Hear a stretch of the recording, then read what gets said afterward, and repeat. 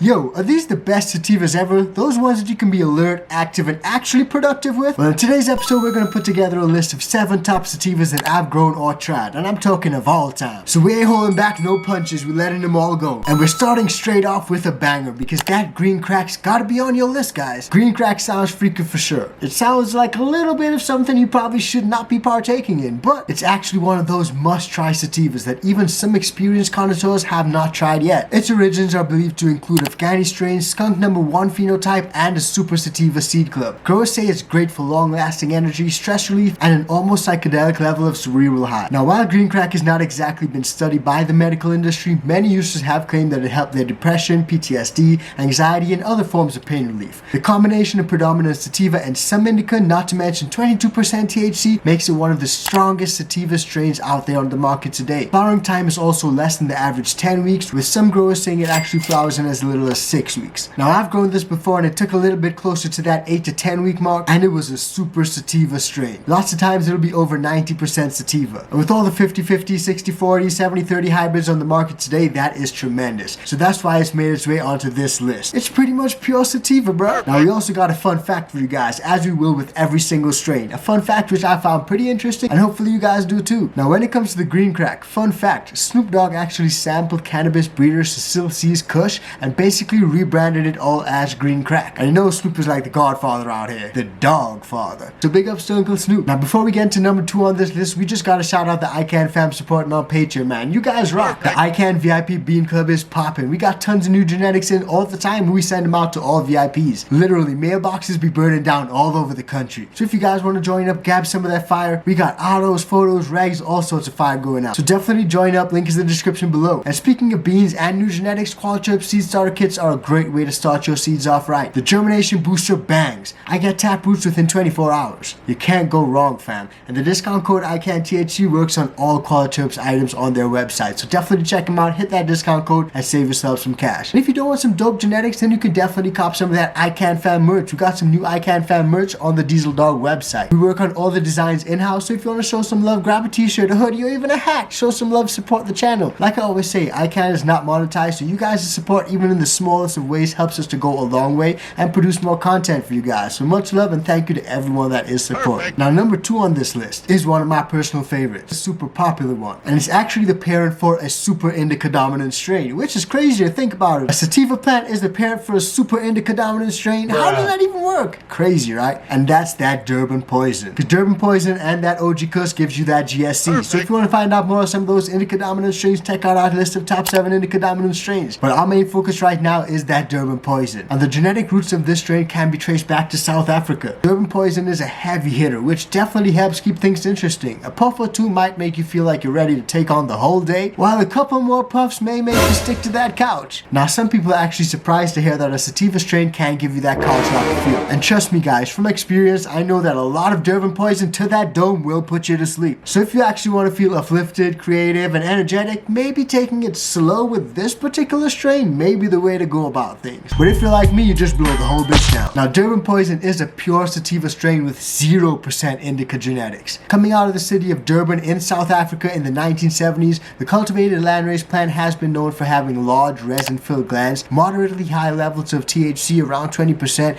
and yet a compact size for a sativa, which makes it great for home growers. Durban poison connoisseurs describe the effects of this strain as giving them a burst of energy and creativity with a sweet grapefruit-like aroma. Some growers even claim the high sativa strain may help to improve that concentration. It's all about focus, man. Now, the compact size and those heavy glands make it a popular choice for making a concentrated product, and one that's 100% sativa. You know what you're getting with this one. You can grow Durban poison seeds indoors, outdoors, it doesn't matter. And most times you can expect a heavy yield of about 14 ounces per plant or even more. In short, it's one of the purest and strongest sativa strains that you can get your hands on today. And again, I got that fun fact for you guys. Durban poison was discovered in the 1970s by cannabis guru Ed Rosenthal. We all know Ed and we love Ed, man. He's been a legend in the industry. And he was actually visiting Durban, South Africa when he sampled that strain. Now, don't say I never told you guys anything. If you end up on a weed trivia, just remember that one. Now, number 3, guys, is that Blue Dream. Now, I've grown this in photo period and autoflower, and I've tasted it. And surprisingly, this was one of the bigger autos that I've ever grown. Period. Hands down. Shit looked like a tree. And this is another sativa strain which uses a lot of genetics from Haze. Haze. This time it actually combines the haze with blueberry headband. Now Blue Dream has some sweet berry notes, but that is not what makes it famous.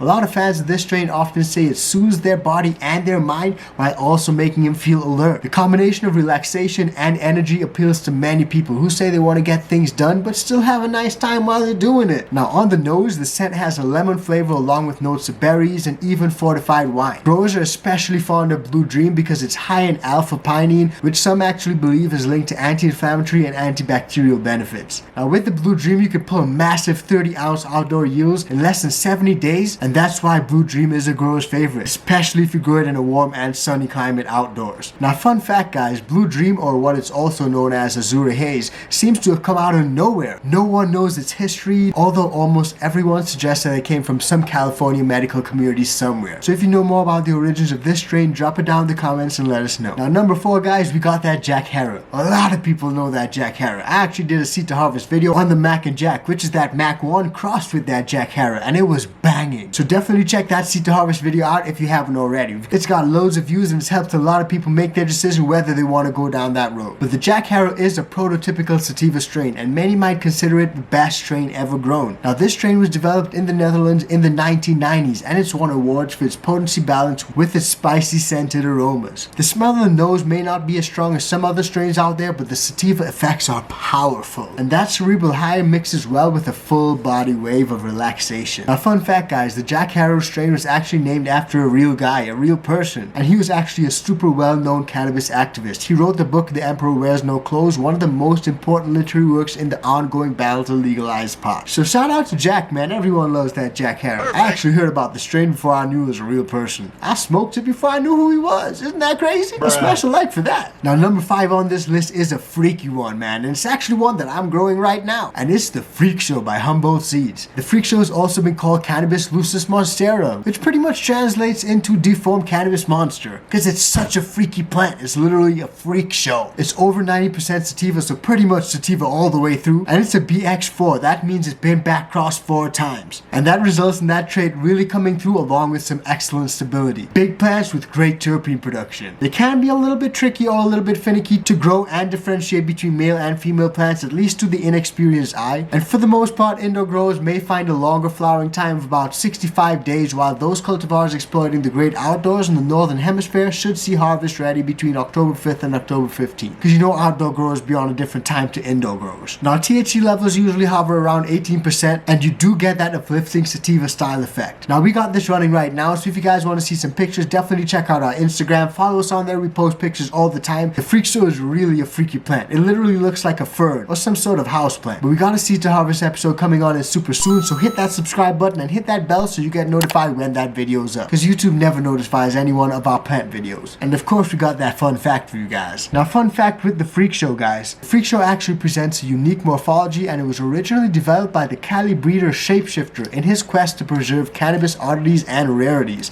Like a lot of mutants and crazy stuff like that, that was his game. And thankfully he was able to link up with the homies over at Humboldt, the good guys over at Humboldt, and they were able to preserve and produce these for us, so we can get these today as home growers. Now next up on the list guys, this video is brought to you by Mars Hydro, where they have a variety of grow lights and grow tents for growers of all experience levels. Whether you're a small home grower or setting up a slightly bigger commercial operation, they have the tents and lights for you. They have tents for every space and need, including the new 2-in-1 tents. And they also have a wide variety of lights to choose from, including full spectrum LED and the new detachable FCE series. Links to all of the products that we use on this channel, including the Mars Hydro grow lights, are in the description below. Be sure to use the links below to support the iCanTHC channel. You can also save a few bucks on the Mars Hydro website by using the code icanthc at checkout for store-wide savings. Don't forget to use the code and save yourself a few bucks. Now, back to the video.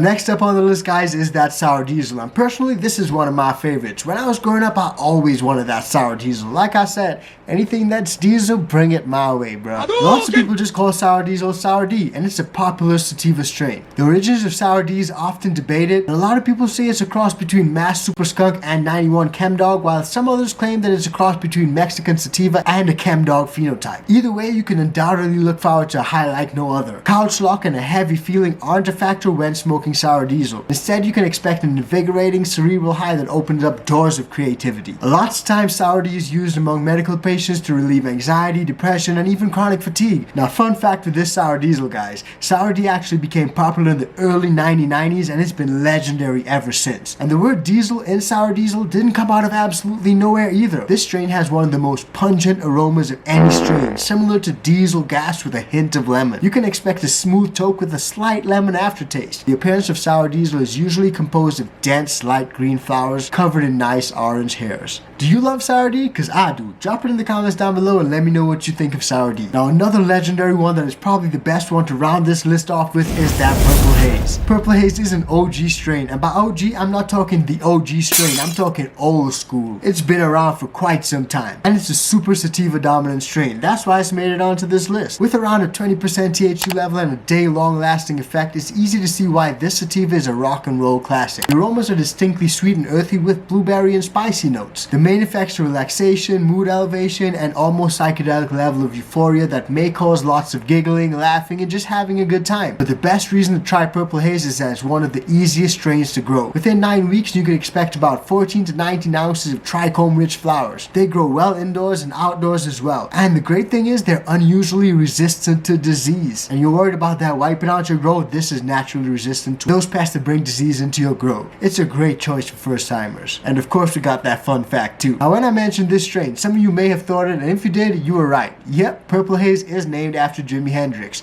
According to lots of users from Leafly, almost 30% claim it also helps with headaches. So if you got some headaches, that may be a good one for you. Now those are the top 7 sativa strains that I've grown or tried, but I've got one last one that I wanted to give honorable mention to, and that's that Strawberry Cough. It's a super sativa dominant strain, and again, that's why it's on this list. It taps in at around 20% THC, and that makes it both a potent and energizing strain for the experienced toker. Lots of sativa fans admire the strain for social activities since they get a euphoric feeling, energy boost, and motivational push. And on top of that, you just get lots of good belly laugh. Now that Strawberry Cough is a real thing. It'll have you barking and tasting strawberries all at the same time. Lots of growers say that this strain is great for calming the body and the mind down despite a high THC level. And other folks say it actually helps with short attention span problems, sort of like what I got. So let me hit you guys with that fun fact. The original Strawberry Cough strain was cultivated by former High Times editor Kyle Cushman in the US, but Kyle was actually gifted that clone. He was not the breeder of it. It's a common misconception that he actually bred it. So if you guys want to find out more, check out the Talking Loud podcast where we kicked it with Kyle Cushman and broke all that down. But the Strawberry Cough, definitely worth the mention. So that's my list of top 7, maybe 8 strains. Drop it in the comments down below and let me know what are your top sativa strains. Do you like sativas? Do you prefer the indicas? If you do, check out that list of indica videos right here. And if you love those sativas, let me know what are your favorites. Are any of these your favorites? And have you grown or smoked them? Drop it in the comments down below and let me know. I'm always interested to find out what you guys got to say. And if you guys want to find out more about growing that fire, definitely check out any video on screen right now, and we'll see you guys on the next one. Peace, fam.